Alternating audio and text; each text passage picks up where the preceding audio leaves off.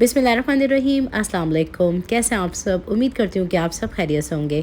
आज मैं लेकर आई हूँ आप लोगों के लिए रमज़ान सीरीज़ में बहुत ही रिफ़्रेशिंग और टेस्टी ड्रिंक की रेसिपी। तो आज हम बनाएंगे दूध और साबूदाना का मज़ेदार सा ये शरबत, जो कि हेल्दी होने के साथ साथ टेस्टी भी बहुत है और परफेक्ट है उन बच्चों के लिए जो कि बढ़ते हुए होते हैं। तो बढ़ती हुई उम्र के बच्चों के लिए परफेक्ट शरबत की रेसिपी शेयर करी हूँ, तो इसको लाइक शेयर ज़रूर कीजिएगा। तो चलिए बनाना स्टार्ट करते हैं इस रेसिपी को।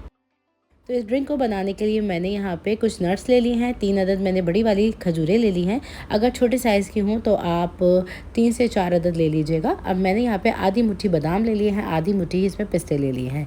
अब इसमें डाल देंगे हम पानी। तो आधा कप मैंने पानी डाला है। अब हम इसको माइक्रोवेव में 2 मिनट के लिए रख देंगे ताकि ये सोख हो सके। अब नेक्स्ट स्टेप में मैंने यहाँ पे खुला पॉट ले लिया है जिसमें हम डालेंगे 1 लीटर दूध। क्रीम मिल्क दूध है जिसको बॉईल करने के बाद इसकी सारी मलाई मैंने उतार ली थी, तो ये मैंने डाल दिया है पॉट के अंदर। और अब हम डालेंगे इसके अंदर चीनी। तो चीनी जाएगी इसमें तकरीबन 1/4 कप। आप इसमें टेस्ट के अकॉर्डिंग चीनी कम या ज़्यादा कर सकते हैं। मेरे लिहाज से इसमें 1/4 कप बिल्कुल परफेक्ट रहेगी। तो ये शामिल कर दी है मैंने। इसको डाल के अच्छे से मिक्स कर लेंगे और इसको हल कर लेंगे हम। तो जब तक हमारा ये दूध बॉयल होता है ना, कर लेते हैं नेक्स्ट स्टेप। तो मैंने यहाँ पे आधा कप दूध ले लिया था जिसके अंदर 2 टेबल स्पून के आसपास डाल देंगे हम कस्टर्ड पाउडर। तो वनीला कस्टर्ड पाउडर का मैंने इस्तेमाल किया है। अच्छी तरीके से इसको मिक्स कर लेंगे।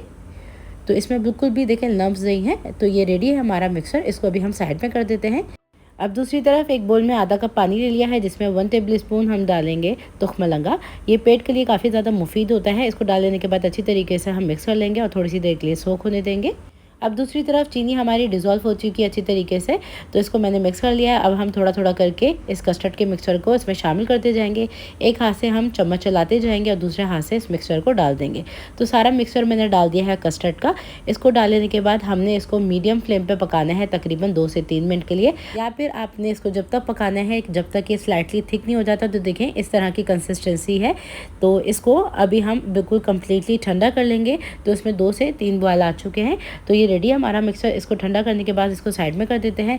नेक्स्ट स्टेप में मैं यहाँ पे ले रही हूँ 1 लीटर पानी जिसको मैंने बॉईल करने के लिए रख दिया था। अब मेरे पास 2 तरह के साबूदाना है, जो कि एक मैंने मोटा वाला लिया है और एक छोटा वाला लिया है जो कि रेगुलर मिल जाता है। अगर आपके पास ये मोटा वाला ना हो तो आप इसमें रेगुलर ही डाल लीजिएगा। तो उबलते हुए पानी के अंदर हम ये डाल देंगे इसके अंदर। तो 1/3 कप मैंने डाला है मोटा वाला साबूदाना और 1/4 कप मैंने बारीक वाला डाला है। इसको डालने के बाद हमने इसको तकरीबन 10 से 12 मिनट के लिए बॉयल करना है मीडियम फ्लेम पे। अब तकरीबन 10 से 12 मिनट गुजर चुके हैं और देखें साबूदाना हमारा बिल्कुल ट्रांसपेरेंट सा हो गया है। और इसको अब हम छान लेंगे। चूल्हे की आंच को कर देते हैं बंद और इसको हम छन्नी की मदद से छान के अलग कर लेंगे। तो ये देखें हमने यहाँ पे छन्नी रख दी है। ये सारा मैंने निकाल लिया है साबूदाना छन्नी के अंदर। तो इसको कर देते हैं साइड में। थोड़ा सा ठंडा पानी डाल लीजिएगा ताकि ये पल्स अलग हो सके। अब दूसरी तरफ मैंने माइक्रोवेव में ये सारे नट्स को रख दिया था। 2 से 3 मिनट के लिए इसको मैंने माइक्रोवेव कर लिया था। तो ये सॉफ्ट हो चुके हैं। इसकी हम पेस्ट बना लेंगे।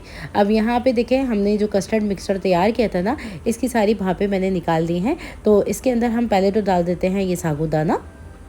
और साबूदाना हमारा गर्म ही है तो मैं इसमें शामिल कर रही हूँ। और ये होगा कि इसको अच्छी तरीके से हम कम्प्लीटली ठंडा कर लेंगे ताकि इसमें बिल्कुल भी गर्माहट ना रहे। तो इसको मिक्स कर लेते हैं हम।